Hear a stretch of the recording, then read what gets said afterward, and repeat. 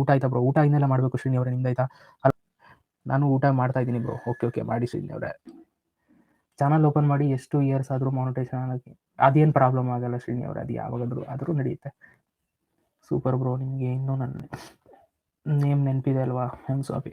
ಇಲ್ಲ ನೆನಪಿದ್ದೀರಾ ಶ್ರೀನಿ ಅವರೇ, ನನ್ನ ಬಗ್ಗೆ ವೀಡಿಯೋನು ಮಾಡಿದ್ರಲ್ಲ, ನೋಡಿದೆ, ಕಮೆಂಟು ಹಾಕಿದೆ. Thank you so much.